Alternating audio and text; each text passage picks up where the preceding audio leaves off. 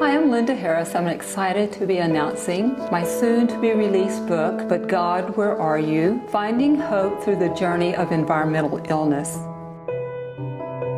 In 1985, I was living life to the fullest. I was strong, independent, and had a satisfying career as a registered nurse. Had a wonderful marriage, 2 great kids. Financially, we were good.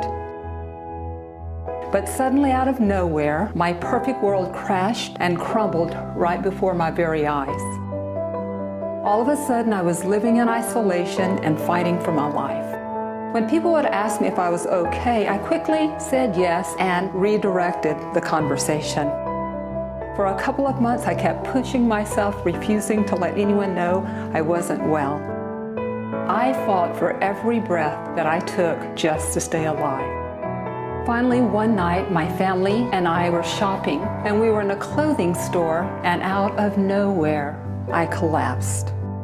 I had to let go of pride and self-sufficiency. I was very ill. I needed help immediately, and I had to admit it.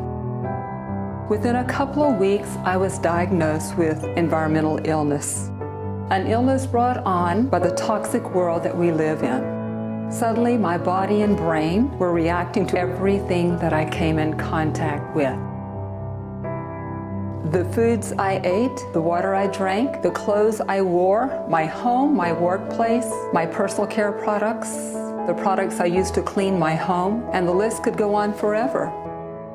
Now, I found myself an invalid, bedridden with an oxygen mask strapped to my face.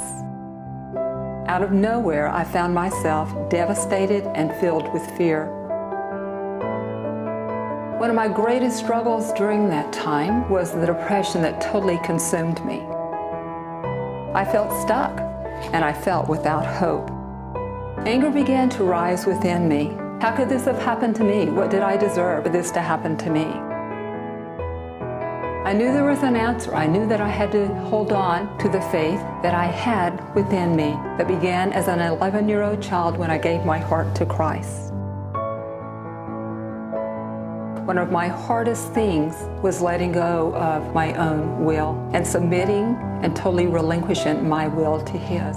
That was a battle, and that was a battle that took some time to come to a place where I realized that if I lived or if I died, my only hope was in Him.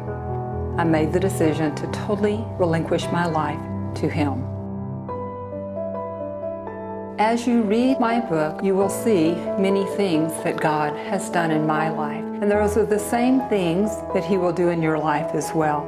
But God, Where Are You? Will make you aware of the danger that mankind faces due to living in our very toxic world. But God, Where Are You? Will also give you hope and renew your faith in God and see the power of prayer. You will see the mighty hand of God reveal Himself through dreams, visions, miracles, wonders, and His soft, tender voice speaking words of love and hope in my life and in the lives of those who supported and cared for me. But God, Where Are You? Will also take you on the battlefield as I struggled through spiritual warfare and fought the enemy. The enemy who tried to convince me that God didn't love me, that there was no hope for me, and that everyone thought I was crazy and just wanting attention. Never give up trusting in an almighty God that is forever faithful. He gave His life for you, and He desires relationship with you. Today it is my prayer that you will see Christ as never before. No problem is too big, no mountain is too high for Him to take you through and over.